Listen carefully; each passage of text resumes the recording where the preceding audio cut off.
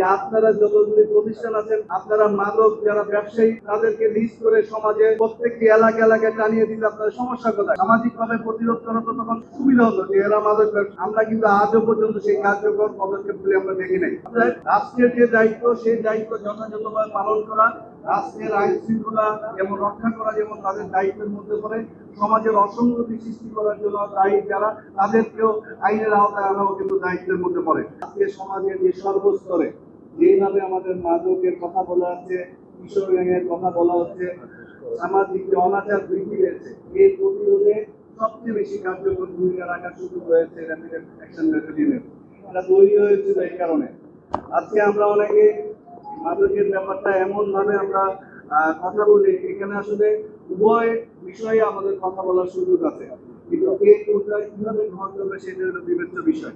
এখানে মাদক এর ব্যাপারে কথা বলতে আপনার দুই শ্রেণীতে এটাকে ভাগ করতে হবে।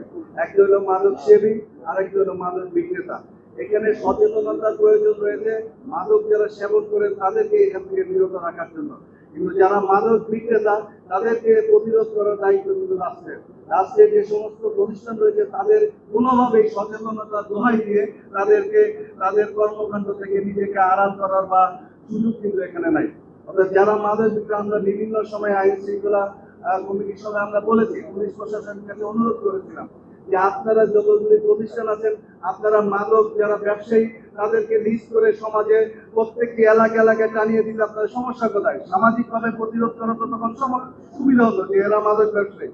আমরা কিন্তু আজও পর্যন্ত সেই কার্যকর পদক্ষেপগুলি আমরা দেখি নাই। নারায়ণগঞ্জ সমাচারের সাথে থাকার জন্য ধন্যবাদ। লাইক, কমেন্ট ও শেয়ার করে পাশে থাকুন।